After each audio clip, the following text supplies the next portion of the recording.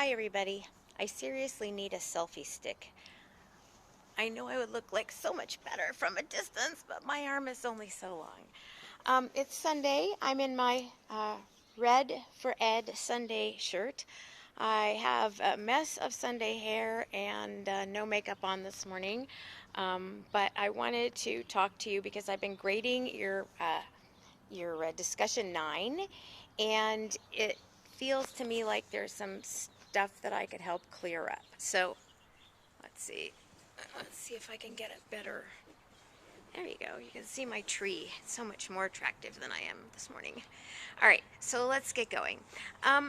So one of the things that a lot of you have said in your posts is that you can see the similarities, but you're having a hard time seeing the difference between the Goldsmith approach and the Ledwith and Springett approach. So both of them talk about community, but they come from completely different places. And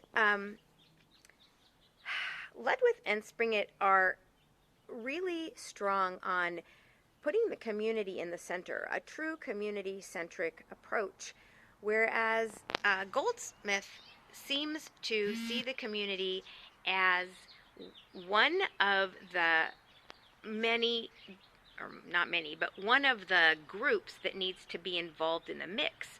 In other words, Goldsmith sees the sectors, business, government, um, community, basically as all players, and he's very dedicated to making sure the community is part of the conversation.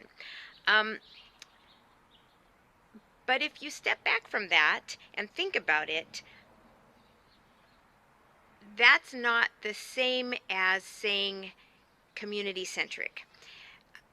The way that Ledwith and Springer see it is a community should be able to determine what it looks like, what will enhance it, how it wants to grow, what it wants to be when it grows up, or 25 years from now, whatever. And the community is made up of all those players. If you think about it, government is just us, right? It's people we hire to do things that governments need to do for us, and we pay them for it with taxpayer dollars. Businesses are just us. We can step back from that and have a whole conversation about whether or not business has the right amount of power or not. But businesses ultimately are members of the community. They employ us. Um, we are their customers oftentimes. It depends on the kind of business. So Ledwith and Springett are basically saying, let's bring the community together and let's have a vision about what community can look like. Now, since we are actually talking community development, we're talking about communities that are already disempowered. And so if you look at the various pieces of a community in a disempowered environment, either some of the players are going to have an inordinate amount of power over, for example, the residents. The business community may have a lot of power. It depends on what businesses are in a community.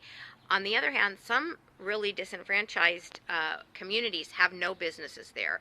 It's one of the problems because you have like people who are poor who don't have good modes of transportation, and there are no local businesses to go to work for.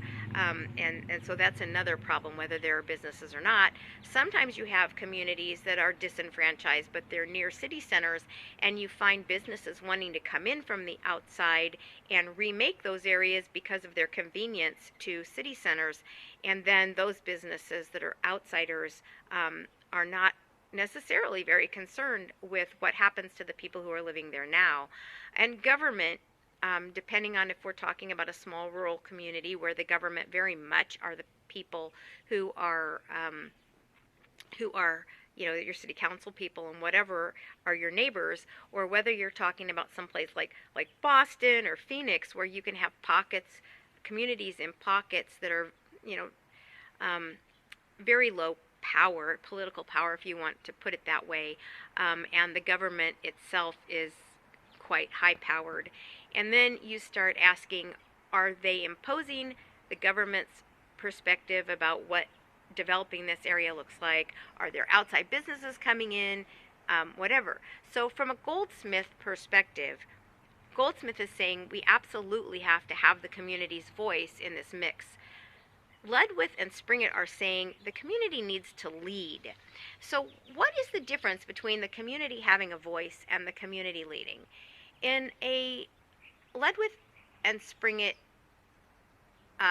vision, you bring the community in. Now we're talking about this lower power, maybe oppressed, definitely low income community that we are looking to develop, to build, to enhance, to increase the well-being of all the residents, and we use our ABCD method to help the community envision what it wants to be. What are the first problems that what would the community look like? Let me say it a different way because I don't want to say it in a deficit way.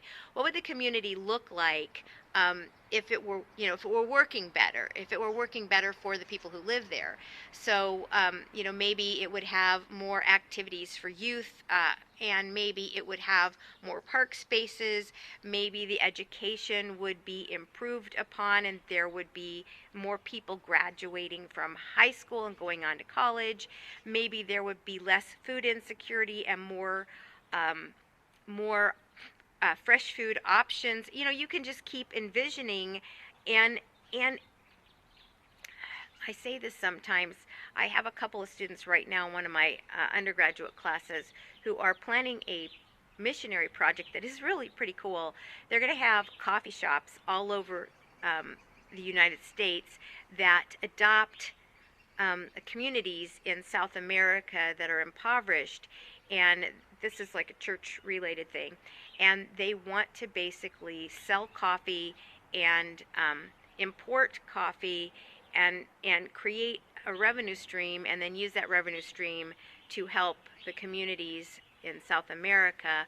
And I asked them, how are they going to help those communities? And they started telling me the things that they thought the community needed. And I said, well, how do you know that that's what the community needs? And that kind of threw them for a loop. And I said, even if you were to go down and observe the community, your idea of what the community needs would be very, very informed by what your Western, privileged way of looking at needs. And I told him a story from a trip to Nepal that I took. I went with a bunch of, Americans. There were a few people from the UK in the group, but they were all pretty privileged. And the first thing that we noticed, among the first things, was that people were meeting in central spots for water. They were bathing, washing their clothes, bringing their dishes, whatever, to central watering locations. And the first thing that people in my group said was, oh my gosh, they don't have indoor plumbing. So it was funny because most of my group went on to hike to the Everett Base Camp, but I didn't want to do that. That's a whole nother story. Ask me sometime. So I hopped a bus, the most hazardous bus through the most scary mountains I have ever been on a bus ride for, and I went to Pokhara by myself, where I mostly had to interact and process what I was seeing with Nepali and not with other Westerners.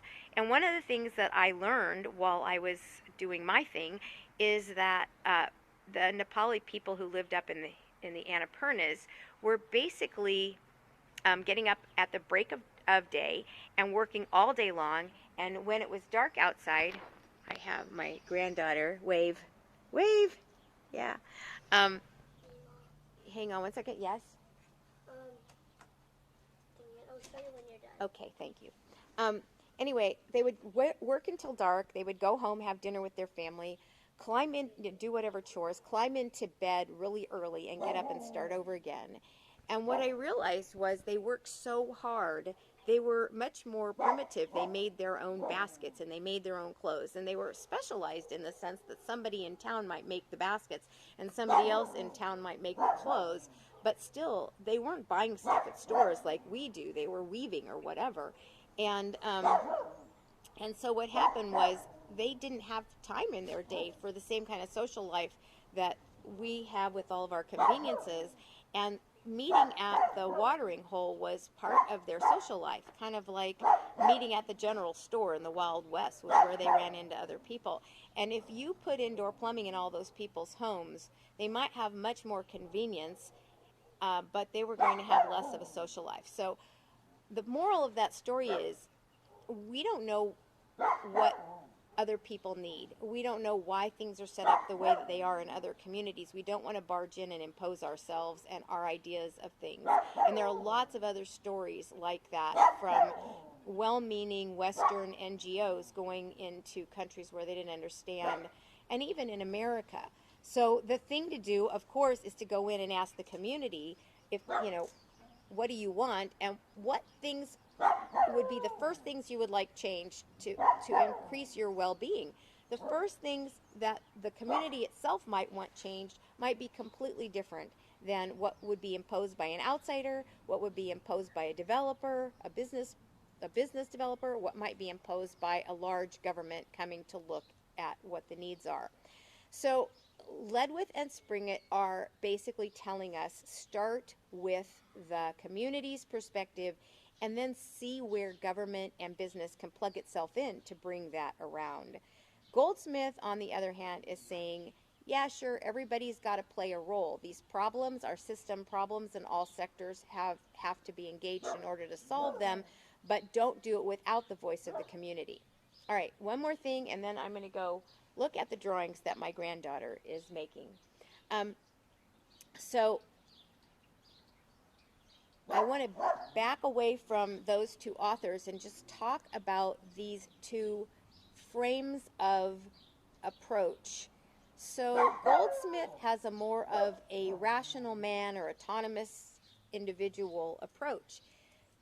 He basically talks about each of these actors, government, business, individuals, institutions, schools, whatever, each of them being sort of an autonomous actor, and they all need to come to the table. And of course, that's true. The way our society is set up, we've given certain realms of authority. They each have certain areas of expertise. But the ultimate outcome of thinking this way is that each one will come and they will negotiate what's best for them, and during the negotiations, everybody should get what they need. The more communal approach says that the community comes first, and that we come together and we figure out what would be good for the community. A healthy, happy community will take care of all of its stakeholders. And those are two completely different ways of looking at the world. So let me give you a couple of really simplistic examples that hopefully will help you understand this. Let's just say that you are a school and you would like to increase the number of people who are graduating and not dropping out. Reduce the number of dropouts, increase the number of graduates. Two ways of saying the same thing.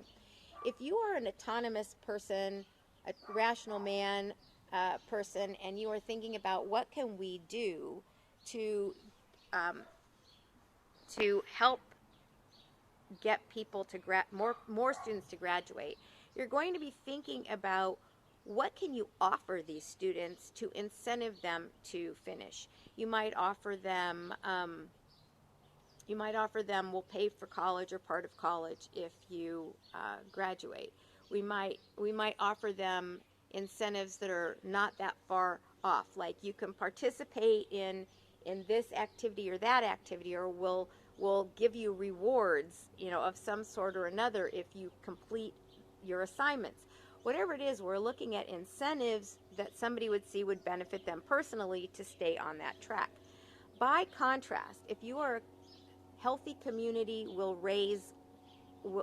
take care of all of its members person, then maybe instead of looking at individual incentives, you're looking at how can the community help these students succeed.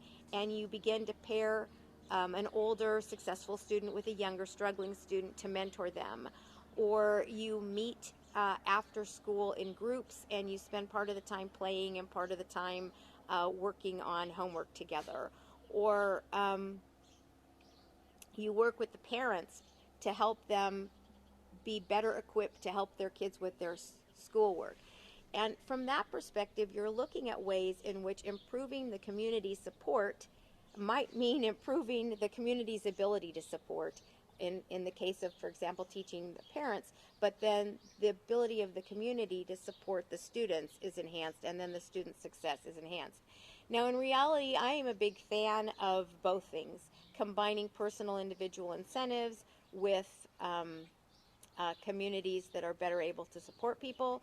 But when you're backing up now, back to the subject matter, community development, if you look at different actors, you can see that some of them are very motivated. For example, businesses are motivated by profits and other things, but primarily by profits. And that's more of the autonomous incentive perspective. And you can look around and see who's motivated by what. The difference between Goldsmith and led with Springett is that they are giving you different ways of talking about community. I want you to be aware, though, that there's a philosophical difference behind each of them. Nevertheless, if you are working with the community and you realize that somebody is coming from a much more, well, what's in it for me perspective, you can talk to them using Goldsmith language. And if people are in a community place, which you would hope to eventually get everybody to help them see that a healthy, happy community supports all stakeholders, you can talk to them from a led with Springett perspective. I hope that that helps a little bit. I'm going to go play with my granddaughter. Have a great rest of your weekend.